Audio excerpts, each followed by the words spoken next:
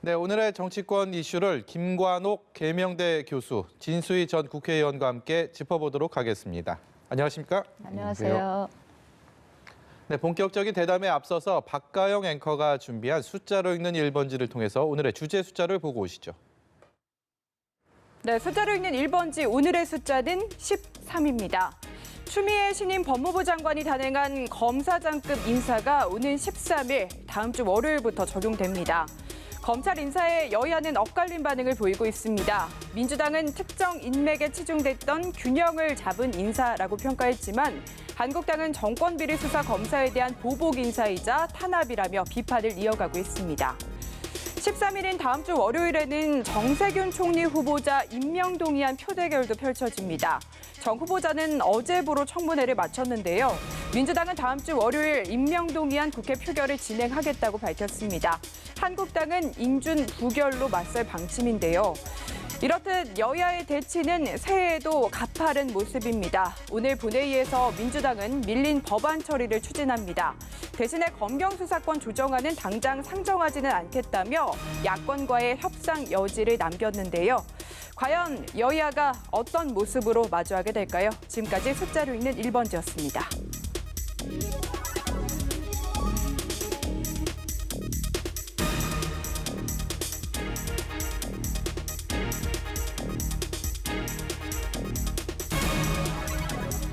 네, 법조계와는 무관한 검찰의 인사가 이렇게까지 국민들의 관심을 받았던 적이 과연 있었느냐라는 생각이 들 정도로 어제 저녁에 검사장급 인사의 단행은 지금까지도 정말 많은 여론들을 불러오고 있고요. 상당한 견해들이 나뉘고 있는 상황입니다. 여당에서는 균형 잡힌 인사라고 얘기를 했고 야당에서는 극심한 반발을 내보내고 있습니다. 어제 검찰의 인사 어떻게 보셨습니까? 그저께 추미애 장관이 이제 윤석열 총장과 이제 면담을 40분 하고 네. 그 자리에서 이제 인사위원회 개최를 한다 통보를 한 거죠. 그리고 이제 어제 계속해서 왔다 갔다 하는 검찰과 법무부 사이에 왔다 갔다 하는 그런 장면들 어떻게 보면 굉장히 이례적이고 국민들이 안중에 있는지 이런 생각을 하게끔 하는 그리고 어디가 상급기관이고 지휘가 되는 건지 언제부터 검찰이 법무부 장관에게 이 정도의 어떤 저항을 하는 건지 뭐 조금 답답한 심정이 있었고요. 네. 제일 중요한 거는 사실은 신년사에서 이미 대통령은 얘기를 했어요. 그러니까 주어진 권한을 행사하겠다. 그래서 이 권력기관에 대한 어떤 통제력 강화하겠다는 것이고 이 인사가 바로 그런 내용으로 치어졌다라고 생각할 수 있고요. 또 하나가 추미애 장관이 취임사에서 뭐라 그랬냐면 개혁과 인권을 기준으로 해서 이 법무부, 검찰 개혁하겠다라고 얘기한 것이고 네. 그런 차원에서 아마 인사를 했는데 우리가 이제 생각하는 부분에서 즉 윤석열 사단이라고 할 수 있는 그 많은 주요 인사들이 이제 교체가 됐잖아요. 예. 그러다 보니까 이제 이 부분에서 수사를 무마시키려고 하는 거 아니냐, 수사를 뭔가 중단시키고 뭔가 왜곡시키려고 하는 거 아니냐, 뭐 그런 비판들이 야당에서 많이 나오잖아요. 예. 근데 저는 거기에도 사실 동의하지 않아요. 왜냐하면 수사가 이미 상당 부분 진전이 돼 있습니다. 거의 마무리 단계예요. 네. 누군가가 왔다고 해도 사실상 이거를 뭐 뒤집어가지고 증거를 없앨 겁니까? 어떻게 할 겁니까? 사실 이 정도까지 돼 있으면 누가 와도 이 그대로 공소 유지를 하면서 수사를 마무리하는 단계로 진입할 수밖에 없다. 이렇게 평가합니다. 큰 여파나 뭐 후폭풍은 검찰 내에는 적어도 수사에 있어서는 있지 않을 것 같다라는 그런 말씀이죠. 그렇죠. 수사 내용에 있어서는 큰 변화는 없을 거고 지금 문제는 이제 이 추 장관이 얘기한 대로 사실 개혁의 대상을 조직의 어떤 관행이라든가 네. 기존 관행이라든가 아니면 조직의 문화 뭐 우리가 얘기하는 검사 동일체라든가 개인적 수직 문화 뭐 이런 것들을 고쳐 나가겠다는 것이기 때문에 그런 부분에 있어서는 아마 상당한 변화가 올 것 같아요. 네. 하지만 지금 맡고 있는 수사 내용에 대해서는 크게 변화되기 쉽지 않다 이렇게 봅니다. 예. 진수희 의원 말씀을 좀 들어봐야 될 것 같습니다. 네, 저는 어제 그 인사를 보면서 도대체 이 정권의 오만함과 무도함의 끝이 어디일지 참담함을 넘어서 섬뜩한 느낌마저 들었습니다. 네. 저 같은 사람이 밤잠을 설칠 정도로 어젯밤, 그러니까 2020년 1월 8일 밤에 그 검찰 인사는 검찰청 법도 어긴 채로 학살과 숙청, 보복성 인사가 명백한 우리 역사에 매우 부끄러운 일로 기록될 것이 분명하다라는 말씀을 드리고요. 만일 이 인사로 인해서 그동안 진행되어 온 조국 전 장관을 비롯한 청와대를 대상으로 한 수사가 국민이 납득하지 못할 그런 결론을 낸다면 그로 인한 정치적, 법적 책임이나 부담은 오롯이 이 무도한 인사를 단행한 추미애 법무부 장관과 청와대 몫이 될 것이라는 거를 네. 분명히 말씀드리고요. 균형 잡힌 인사라고요. 제가 보기엔 오직 친문 지지자들만을 의식한 그런 인사였다고 생각을 하고요. 지금 김 교수님께서는 수사가 상당 부분 진척이 됐기 때문에 별 영향이 없을 것이다라고 말씀은 하시지만 수사는 그냥 처음 단계고요. 이것이 법원으로 재판 단계로 옮아가면 이 공소를 유지하는 게 굉장히 중요합니다. 예. 재판에 영향을 많이 미치죠. 그러니까 수사를 담당했던 그 검사들이 이어서 공소를 유지할 수 있는 노력을 해줘야 그 재판이 원활하게 진행이 되기 때문에 분명히 수사나 재판 과정에 영향을 미칠 수밖에 없고 그것을 의도한 인사였다고 저는 생각을 합니다. 네. 청와대는 지금 전가의 보도처럼 대통령의 인사권을 주장을 하는데 대통령의 인사권이라는 것도 우리 국민들이 5년간 한시적으로 위임한 그런 권한에 불과한 것이고요. 만약에 그 대통령의 인사권이 국민 의사에 반하는 그런 방향으로 남용이 된다면 그 대통령 인사권보다 훨씬 상위에 있는 국민들의 저항권이 발동될 것이라는 점을 저는 분명히 말씀드리고 싶고요. 네. 제가 거듭 말씀드리지만 지난 정권의 과오나 실패로부터 교훈을 얻지 못한다면 저는 지난 정권의 전철을 밟을 수밖에 없다 하는 것을 다시 한번 말씀을 드리고요. 네. 우리 윤 총장님이나 그 좌천된 검사님들에 대해서 제가 꼭 드리고 싶은 말씀이 있는데 예. 다음 질문 주시면 제가 예. 말씀을 좀 드리겠습니다. 네, 국회에서도 오늘 법제사법위원회 전체 회의가 열렸는데 이 검찰 인사를 놓고 굉장히 시끄러웠습니다. 추미애 장관과 의원들 간에 특히 야당 의원들 간에 설전이 있었는데 그 내용을 좀 보고 오겠습니다. 검찰총장이 인사하기를 전혀 일부만은 전혀 듣지도 않은 채 인사를 강행을 했습니다. 결국은 명백히 검찰청법 34조에 위반되는 인사라는 거죠. 그렇게 생각 안 하십니까? 제가 위반한 것이 아니고요. 검찰총장이 저의 명을 거역한 것입니다. 그 인사 명을 의견을 거역한 게 내라. 아니고 그런 형식적인 의견 인사 정치 의견을 절차를 내라라고 했음에도 진행하려고 하니까 그런 거 불구하고 아닙니까? 인사위원회 개최하기 전 30분 전에 검찰총장을 법무부로 오라고 하는 경우가 지금까지 단 한 번이라도 전례가 있었다고 생각하십니까? 전례가 있고 없고는 네, 어느 검사가 어디로 갔고 그게 뭐 윤석열 사단이고 아니고는 뭐 저희가 다른 뉴스를 통해서도 계속 나왔기 때문에 저희는 이제 이 윤석열 총장과 추미애 전 법무장관이 사전 협의가 없었다. 그런데 이 인사전에 그 없었던 부분에 있어서의 얘기가 조금 안 맞는 것 같습니다. 그래서 충분히 지금 추미애 장관의 얘기는 검찰총장 의견 들으려고 6시간도 기다렸고 그리고 또 전화통화도 1시간 이상 했는데 검찰총장이 제3의 장소에서 뭐 얘기하자. 이게 사실상 전례가 있느냐 없느냐도 논란이고요. 좀 이 부분은 좀 짚고 넘어가야 될 것 같습니다. 그렇죠. 예. 40분을 만나면서 인사위원회를 개최한다라고 얘기를 했어요. 11시에. 그렇다 그러면 인사가 진행될 것이라는 거를 이미 고지한 거죠. 그러면 검찰총장의 입장에서는 본인이 인사를 생각을 해야 될 필요성이 있었던 거예요. 네. 그리고 시간이 좀 짧긴 했죠. 9시 반에 10시 반에 와라. 9시 반에 전화해서 10시 반에 와라. 이건 좀 짧긴 했어요. 좀 더 일찍 했었어야 되는데 1시간 주고 오라 그러니까 좀 요식행위처럼 했으니까 이제 검찰 안 간다. 저는 그럼에도 가야 된다고 생각해요. 왜냐하면 상급자고 오라 그래. 그런데 이제 또 오후까지 늘려줬습니다. 그래서 6시간을 줬다고 지금 추미애 장관은 얘기하는 거잖아요. 그런데 법무부 안이 안 왔으니 우리가 갈 수 없다. 우리가 안을 줄 수 없다. 이렇게 하는 거는 이게 뭐 수평적 관계가 아니거든요. 법무부 장관이 상급자고 어떻게 하든 위에서 이제 지휘를 하는 그런 부서인데 만약에 이런 상황이 그대로 방치된다. 검찰이 이거를 이런 상황 때문에 인사를 못한다. 법무부 장관이. 이거는 그대로 레임덕입니다. 법무장관 수행 못해요. 네. 제 생각으로는 이렇게 해서 검찰이 그냥 놔두고 하루 이틀 가고 며칠이 간다. 그럼 검찰은 검찰대로 하고 이게 외청이 아니라 뭐 하나의 어떤 정부를 새로 짓는 것도 아니고 예. 법무장관 지휘 안 받겠다는 거잖아요.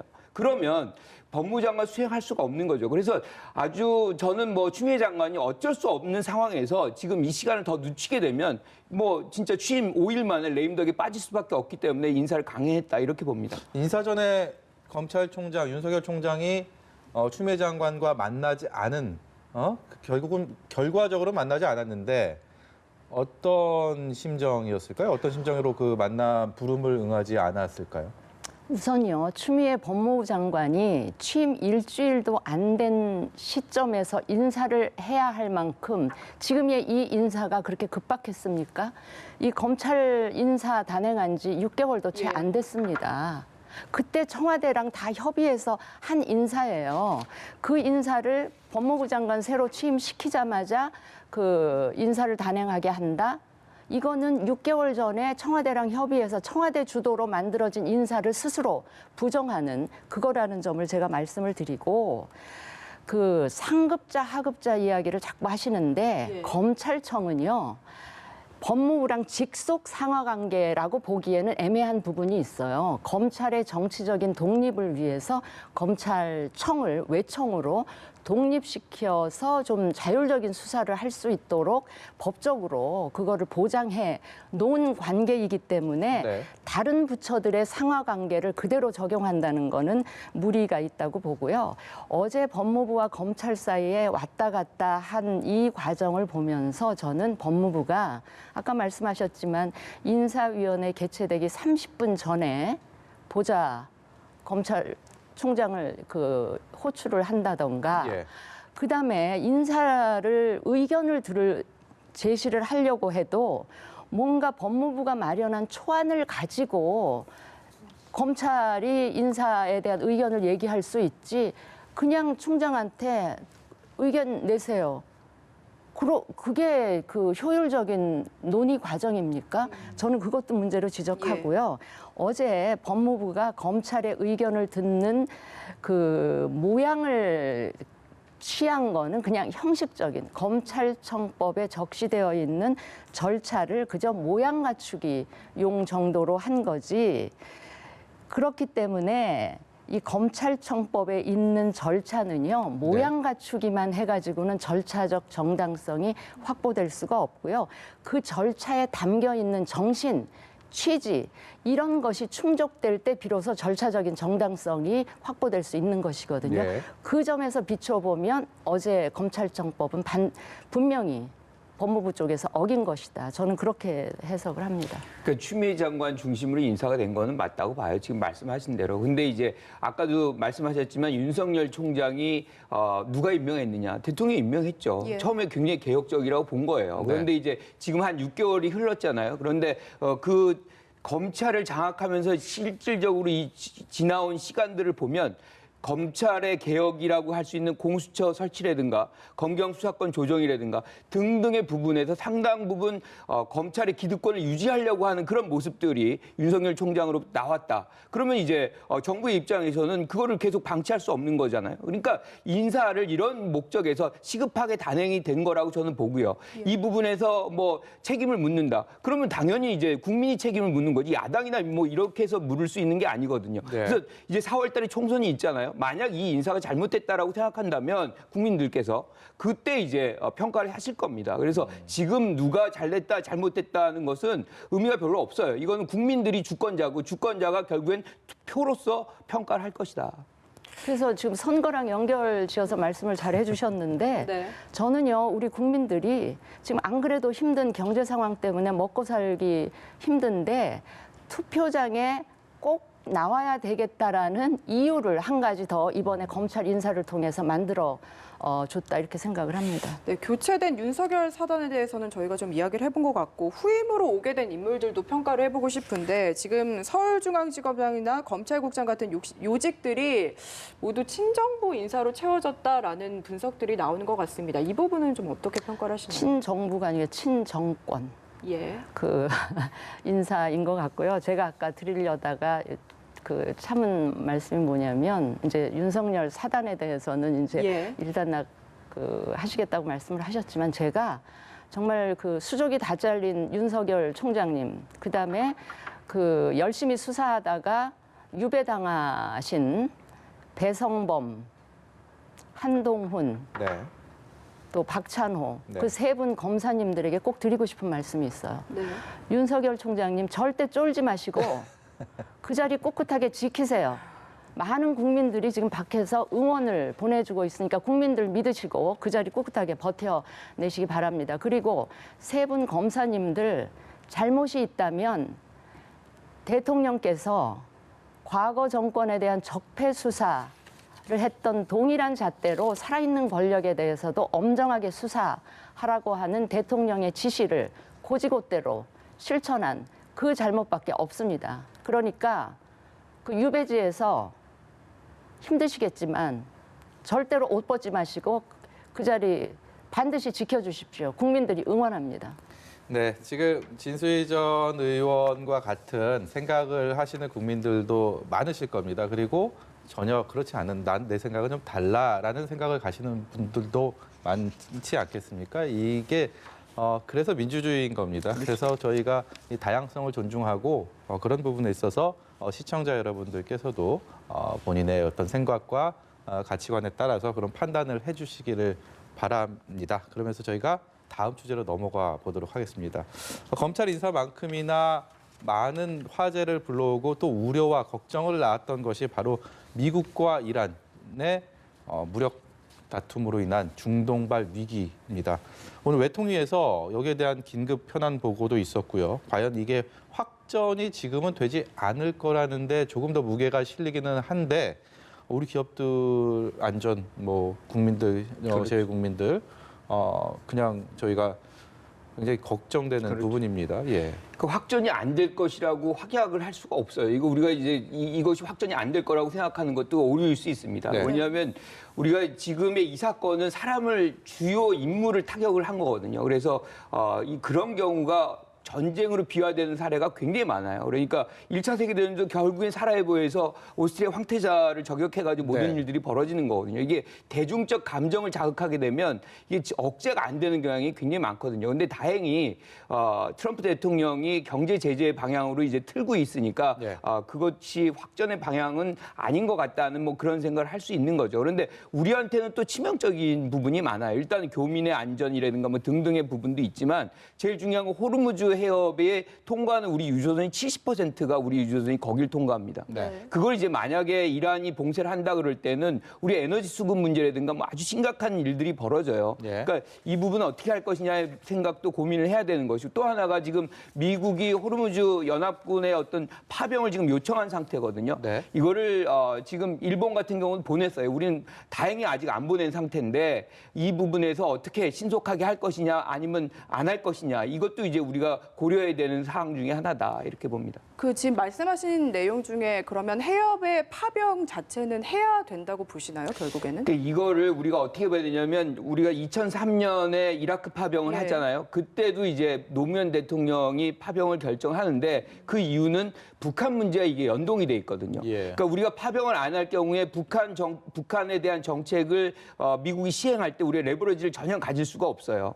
그래서 이제 파병을 한 건데 이번에도 만약에 우리가 파병을 안 한다 그러면 북한 문제라든가 주한미군 철수 그때도 이제 우리가 파병을 안 하니까 미국이 어떻게 했냐면 주한미군 중에 10,000명을 바짝 들어가지고 고기를 갖다 놓습니다. 그리고 영원히 안 돌아왔어요. 그래서 그때 감군이 됐는데 이번에도 또 그걸 연계시킬 가능성이 완전히 없다라고 얘기할 수는 없는 거거든요. 방위비 분담금 문제라든지. 그것도 이제 예. 연결이 우리는 그걸 써먹어야 될 텐데 어쨌든 여러 가지가 연결이 돼 있기 때문에 굉장히 신중하게 접근할 필요가 있겠다 이렇게 생각합니다.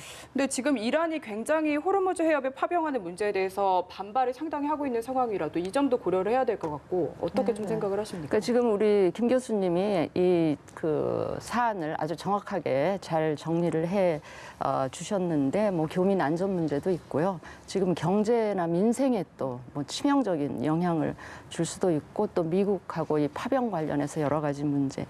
그래서 오늘 제가 그 외통위 현안 질의를 조금 봤습니다. 네. 그래서 박주선 의원이나 천정배 의원 질의에 답변하는 강경화 외교부 장관이 상당히 곤혹스러운 저희가 준비해놨는데 그걸 좀 보고 네네 좀 곤혹스러워 여쭤볼까요? 하시는 예. 것 같아요. 예.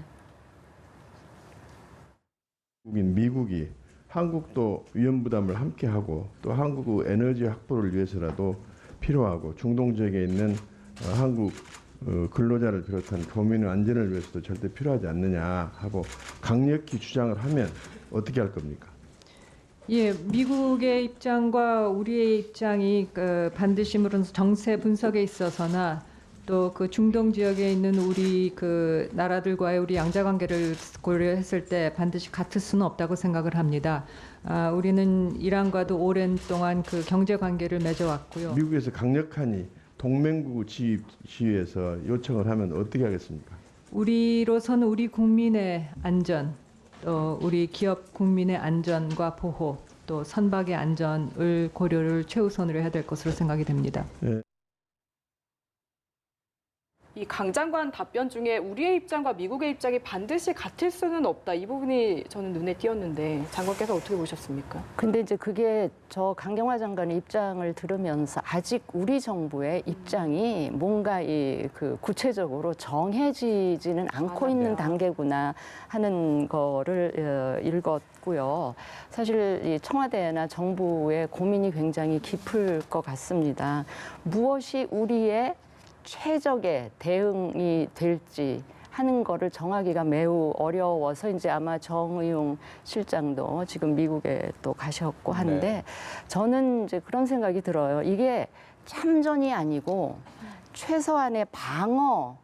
거기엔 우리 교민도 있고 아까 말씀하셨듯이 그 우리 유조선이 엄청 많이 다니고 있는 이런 지역이기 때문에 그 우리 유조선이나 교민들 안전을 보호하는 이런 차원에서 방어용의 의미로라도 최소한의 파병은 불가피하지 않을까 뭐 이런 생각도 드는데 이제 그거를 만약에 그럴 경우에는 이제 이란과의 뭐 다른 또 채널을 통해서 소통하고 혹은 설득을 한다든지 뭐 이럴 필요가 있을 것 같은데 아무튼 지금 굉장히 여러 사안이 한꺼번에 복잡하게 얽혀 있는 이런 사례이다 보니까 대통령을 비롯해서 청와대 또 외교부 엄청난 고민과 아주 지혜를 발휘해야 할 것 같습니다.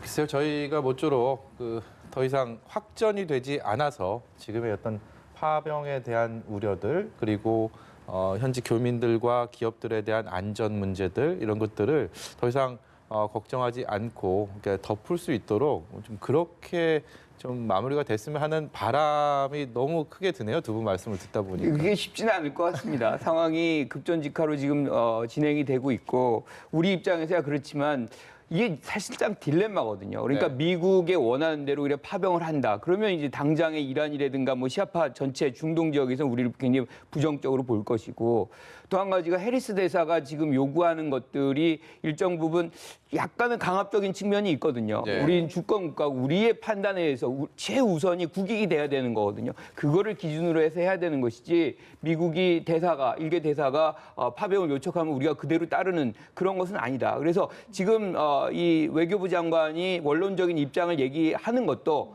사실은 저는 적절하다. 왜냐하면 지금부터 미국과 협상을 해야 된다고 봐요. 그러니까 방위 분담금 문제라든가 등등의 것들을 우리한테 유리하게 국면으로 돌려놓고 그다음에 이제 파병을 해도 늦지 않다. 그래서 이런 상황을 좀 우리가 계산적으로 좀 바라볼 필요가 있다. 이렇게 생각합니다. 저 한 가지 부탁 말씀 드리고 싶은데 정말 이 문제만큼은 이 문제로 인한 국론 분열만큼은 없었으면 있을 것 같습니다. 지금 다 당마다 의견이 달라서요.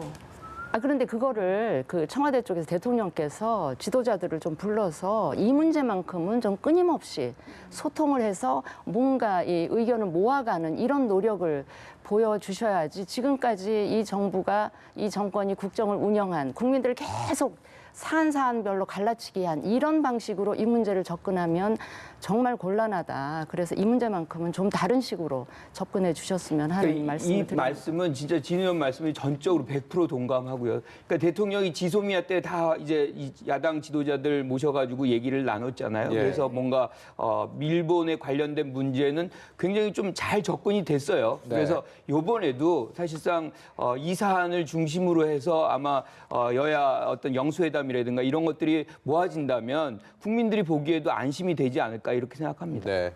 지난해 말에 특사로 공직선거 출마 자격을 회복한 이광재 전 강원지사, 노무현 전 대통령의 핵심 측근으로 너무나 잘 알려져 있는데 당시 특사 상황에서는 정치권 복귀에 대해서 뾰족한 답변을 하질 않았는데 지금 총선을 100일 안쪽으로 들어온 상황에서는 험지에 출마하겠다. 강원도가 아닌 수도권 얘기도 나오고 있고요. 또 다른 변수가 되지 않을까라는 생각이 드는데요. 이광재 전 지사의 이와 같은 움직임에 대해서 총선에 어떤 역할 아니면 어떤 바람을 불러올 수 있다고 보십니까? 지난 연말에 원래 특사가 없을 것처럼 청와대 발표를 했었다가 막판에 특사를 했는데 그중에서도 이 이광재 전 지사 관련한 사면에 대해서는 저는 논란이 많았다고 생각을 합니다. 근데 지금 와서 보니까 결국은 출마용 사면이었구나 하는 그 생각이 들고요. 보면 지금 소위 친노 친문의 대권 주자라는 분들이 다 지난 1, 2년 사이에 상처를 많이 입었잖아요.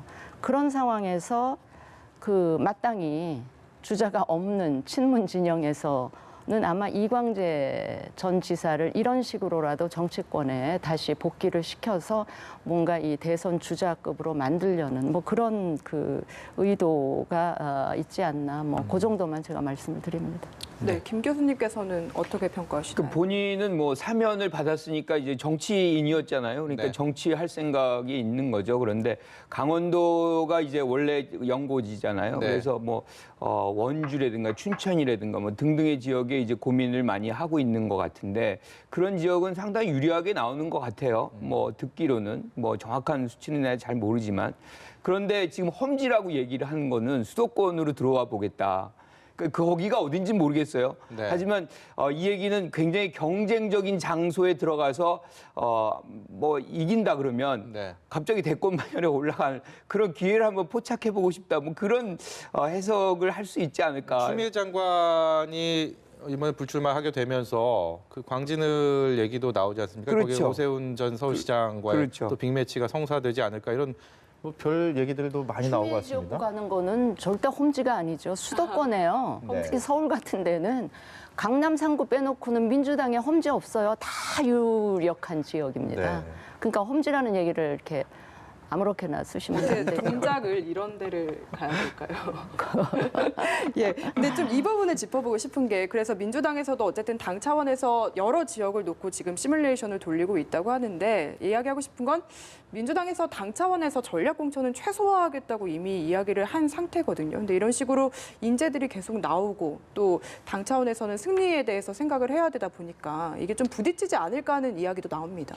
저는 개인적으로는 상향식 국민 공천제를 주장하는 사람이거든요. 그래서 네. 유권자가 공천도 개입을 하고 공천 과정부터 사실은 중앙선관위가 관리를 해야지 그 안에서 나오는 많은 소란스러운 것들이 많잖아요. 돈 문제도 그렇고 공천을 누가 했느냐의 문제도 그렇고 이런 것들을 해소시킬 수 있거든요. 법으로서. 그런데 아직도 이제 공천은 당에 이제 맡겨져 있는데 이렇게 이제 전략 공천을 많이 하다 보면 결국엔 탑다운식이고 소수가 생각이 이제 국민들에게 어떻게 보면 강요하는 거거든요. 이렇게 해서.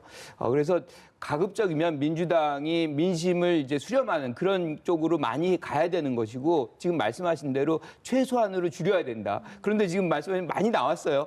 나왔지만 그분들도 사실 뭐 청와대에서 나왔건 누구 나왔건 네. 공천 시스템에 넣어야 됩니다. 그래서 서로 경쟁시켜서 국민들이 판단하는 기회를 드려야 된다. 이렇게 생각합니다. 근데 민주당의 경선 방식이 뭐 약간 오픈 프라이머리 방식이라 하더라도 그 지금 민주당에는요, 소위 말하는 친문 권리당원, 숫자도 굉장히 많지만 그 입김의 영향력도 어마무시합니다. 네. 그래서 사실은 이 청와대 출신 인사들 너무 많아서 전략공천 최소화하고 경선으로 가겠다 해도 문재인 청와대를 거쳐 나왔다라는 거 하나면 이 친문 권리당원이 전폭적으로 지지를 해서 후보를 만들어주지 않을까 싶습니다. 네. 그거는 저는 네. 민주당에만 국한된 얘기가 아니다. 진짜 모든 당에 왜냐하면 이제 참여하는 어떻게 보면 우리가 활동하는 이제 유권자라고 얘기하거든요. 네. 그분들이 그렇게 숫자가 많지 않아요. 그래서 그런 왜곡의 현상이 분명히 있는 거죠. 그래서 저는 장기적으로 그런 활동하는 유권자를 늘려나가려면 그분들에게 더 많은 기회를 줘야 된다. 뭐 이런 얘기 차원에서 말씀드린 겁니다. 저희가 매일 그 보수통합에 관련된 상황들을 이 시간을 통해서 많이 다뤘습니다. 그리고 오늘 관련된 보도들을 보니까 한국당과 새로운 보수당의 보수통합 움직임이 그렇게 잘 되지 않는 그런 모양새였다가 통합추진위를 구성하고 거기에 박형준 동아대 교수가 위원장을 맡는다라는 또 보도를 봤습니다. 진수희 의원께서 나와 계시니까 이 보수통합 네. 분위기가 어떤지를 꼭 네. 여쭤보고 싶었습니다. 그 당들이 통합한다는 게 그렇게 쉬운 일은 아닙니다. 그러다 보니까 이 통합이라는 작업은 이렇게 단계별로 착착 순조롭게 진행되지 않고요. 뭐 안 될 듯 될 듯 삐걱거리다가 어느 순간에 그게 급물살을 타면서 이렇게 이루어지는 건데 아마 이제 이런 보수 쪽에 지금 통합의 흐름도 그 흐름을 타고 있지 않나 싶고요. 어쨌든 보수 진영에 있는 분들은 이번 선거를 앞두고 어쨌든 통합하지 않으면 공멸한다라는 위기의식이 굉장히 강하고요. 또 그 중심에 있었던 자유한국당마저도 지난 연말에 공수처법 처리라든지 선거법 처리 이 과정을 겪으면서 이거 그 통합하지 않으면 진짜 힘들어지겠다라는 위기감이 더 강화된 측면이 있고요. 무엇보다 황교안 대표의 생각이나 의지나 진정성이 상당히 많이 바뀐 것 같다라는 제가 분위기를 읽고 있습니다. 네, 새로운 보수당 입장에서는 어쨌든 보수 재건의 3원칙이 받아들여져야 된다는 게 어쨌든 전제지 않습니까? 네, 네. 이 부분을 두고 사실 황교안 대표도 많이 바뀌어서 인정을 하려고 했다가 당내 반발에 부딪혔다라는 이야기가 나와서요. 이게 쉽지 않을 것 같다는 생각도 드는데요. 저는 굉장히 좀 어렵다고 봐요. 왜냐하면 이게 사실은 이 균열의 가장 근본적 원인은 탄핵이거든요. 네. 탄핵의 강을 건너자라고 이제 유승민 전 대표가 얘기를 하는데 예. 이 강을 저는 건너기 거의 어렵다. 왜냐하면 황교안 대표가 사실상 옹이되는 데에는 친박 중심으로 해서 옹이가 돼 있거든요. 그분들이 탄핵의 어떤 부분들의 상징인 유승민 의원이 얘기하는 그런 부분들을 다 받아들일 것이냐라는 부분과 또 한 가지가 뭐냐면 지금 연동형 비례대표제는 어떻게 보면 보다 더 다자구도화하는 그런 특징이 있거든요. 네. 그래서 그런 차원에서 사실은 자유한국당 스스로가 또 비례 자유한국당을 만들어내는 이런 상황이에요. 그러니까 통합의 어떤 속성, 즉 구심력보다는 원심력이 더 크게 작용하는 그런 시스템 속에 있습니다. 그래서 뭐 그런 희망, 당위성, 필요성 다 인정하지만 그게 쉽지는 않겠다. 뭐 이런 생각. 쉽지는 않죠. 예. 만약에 쉬운 일이라면 통합의 효과도 없을 겁니다. 어려운 일이기 때문에 통합이 되기만 하면 그 효과는 굉장히 클 거라고 보고요. 네. 지금 오늘 띄워진 혁신통합추진위원회 네. 에서 7개인가 8가지 항을 발표한 거에 보면 네. 유승민 전 대표가 주장했었던 그 3가지 원칙이 다 담겨 있어요. 그리고 유승민 대표가 얘기한 3원칙이라는 게 뭐 그렇게 굉장히 대단한 건 아니에요. 그리고 이 3가지 원칙은 유승민이라는 그 정치인 개인의 유불리하고는 하등 관계가 없고요. 이 3원칙은 탄핵의 강을 건너자, 개혁보수하자, 낡은 집 허물고 새 집 짓자. 이 3가지는요. 그냥 지극히 상식적이고 매우 보편적인, 그래서 많은 국민들이 그래 저 정도는 돼야지라는 최소한의 요건에 불과합니다. 네. 그리고 탄핵의 강을 건너자는 게요. 지금 탄핵의 찬반 입장을 정하자는 게 아니고 이미 일어난 일이기 때문에 더 이상 시시비비 찬반 가지고 논하지 말자. 그건 지나간 역사의 이제 이 평가에 맡기자라는 거기 때문에 그건 더 이상 이야기할 어려운 문제가 아니고요. 그다음에 두 번째 개혁 보수는 뭐 그냥 뻔한 이야기고요. 세 번째 낡은 집 허물고 새 집 짓자 하는 것도 어제 요 자리에 앉아 계신 자유한국당 쪽 분이 굉장히 잘못된 이야기를 하시더라고요. 그래서 제가 그걸 바로 잡아드리고 싶은데. 지금 뭐 당대당 통합이나 통합을 할 경우 한국당이 가지고 있는 많은 것들을 다 내려놓고 뭐 국고에 환수하고 국고 보조금도 못 받고 그런데 현실적으로 선거를 어떻게 치르냐 이런 말씀을 하시는데 그거는 지금 정당법에 대한 이해가 부족하셔서 말씀을 네. 하시는 것 같아요. 지난번에 국민의당과 바른정당이 합해질 때 신설 합당이라는 방식으로 제3의 지대에 그릇을 만들어서 양당이 거기에 이사를 한 거거든요. 네, 그랬죠. 그 예. 신설 합당 방식이면 지금 가지고 있는 거 다 그대로, 환수하거나 그럴 필요도 없고 국고 보조 포기할 그런 거 전혀 없습니다. 그러니까 그런 거 걱정하지 마시고 제3지대에서 새로운 집을 만드는 거 전혀 물리적으로 힘들지 않다. 의지나 네. 입장만 확고하다면 그런 말씀하실 때 저희가 자막을 통해서 네. 게임의 룰 바뀐 총선, 근데 위성정당과 보수통합이 변수다라고 돼 있어서 저는 보수통합에 대해서는 말씀을 나눠봤고 네. 위성정당 얘기 좀 해볼까요? 네. 위성정당에 대해서 김영우 자유한국당 의원이 위성정당 자체가 비례자유한국당으로 지금 이제 대표가 되고 있는데 그게 옳지 않다 자체가. 다만 4+1 협의체를 통해서 준연동형 선거제를 만들고 그렇기 때문에 수세적인 차원에서 21대 총선에서 좀 불리할 수 있기 때문에 어쩔 수 없이 꺼내든 거지 이 자체가 옳진 않다라는 자주 섞인 얘기를 오늘 했습니다. 여기에 대한 평가를 좀 듣고 싶습니다. 그분 말씀이 딱 맞는 거예요. 지금 원칙이라는 것이 비례성과 대표성을 제고시켜서 이 국민의 투표와 의석수를 최대한으로 일치시키자는 그런 대원칙이 사실 연동형 비례대표제의 가치인데 네. 이것을 무너뜨리는 거거든요. 편법을 써서 즉 예컨대 의석수 하나 더 늘린다는 당리를 앞세워가지고 대원칙을 저버린다 그러면 국민들이 거기에 대해서 얼마나 호응을 해줄 것이냐.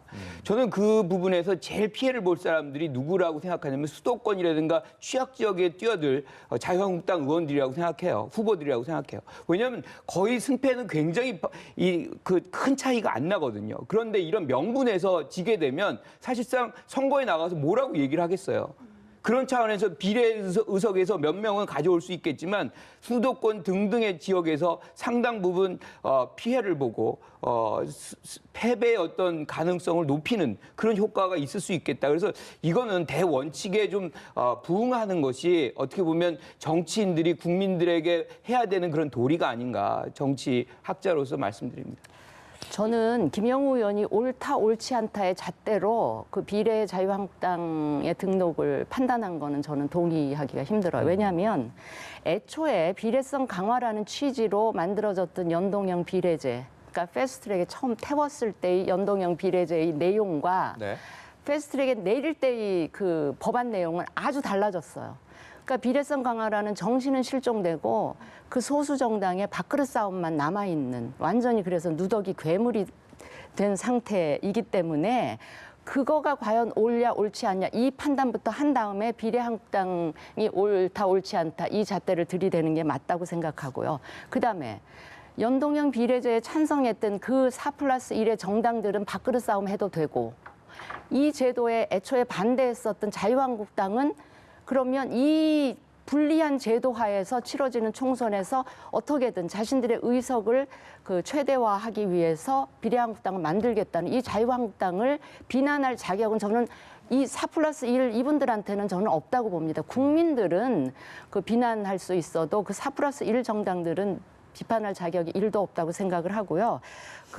선거 때 그 정당의 존재로 인해서 지역구의 한국당이나 보수 쪽의 후보들이 피해를 입을 거다. 저는 그럴 가능성 굉장히 적다고 봅니다. 그 민주당의 희망사항일 뿐이다. 이렇게 생각을 합니다. 네, 그런데 지금 비례위성 정당의 어떤 명분을 좀 차치를 하더라도 선관위에서 약간의 제동을 건 상태거든요. 지금 정당법 41조를 들어서 나중에 좀 논의를 해서 결정을 하겠다. 이게 기존의 정당 명칭과 뚜렷이 구별이 돼야 한다는 부분을 좀 이야기를 하고 있어서요. 이 부분은 그렇죠. 어떻게 저도 보십니까? 찾아봤는데 정당법 41조에 기존의 정당 이름과 뚜렷하게 구분이 돼야 된다는데 예컨대 비례 자유한국당 누가 봐도 똑같죠. 그리고 주소지도 지금 똑같아요.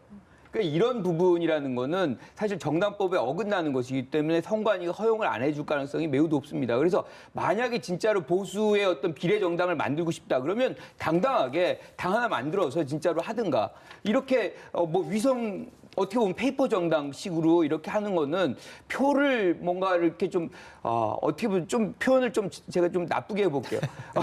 국민들로부터 뺏어가려고 하는 그러니까 표에만 집착하는 뭐 이런 모습이란 부분에서 좀 안타깝습니다. 표에만 집착하는 모습을 애초에 보여준 거는 4+1이고요. 예. 그 뭐 자유한국당을 제가 대변할 위치에 있지는 않지만 자유한국당으로서는 불가피한 선택이었다. 원인 제공은 4+1에서 했다. 이 말씀을 드리고요. 우리 선관위가 욕을 먹는 이유가 있습니다. 해석이나 뭐 유권 해석을 의뢰하잖아요. 문의를 하면 그때그때 달라요. 대답해주는 사람마다 또 달라요. 네. 그래서 이 후보들이 굉장히 애를 먹는 경우가 이제 지역에서도 왕왕 있는데 애초에 그러면 그 저 위성정당 얘기가 나왔을 초기에 그때 말했어요. 분명하게 예. 얘기를 했어야죠. 이제 와서 뭐 그 눈치 보면서 권력 눈치 보면서 이럴까 저럴까 정말 선관위 저러면 안 됩니다. 네, 뭐 어쨌거나 이번 총선에는 참 여러 가지 민심의 향배, 민심의 잣대를 통해서 판단해야 될 것들이 너무나 많은 것 같습니다. 오늘 말씀 여기까지 듣도록 하겠습니다. 김관옥 계명대 교수, 진수희 전 국회의원이었습니다. 고맙습니다. 네, 잘 감사합니다. 들었습니다.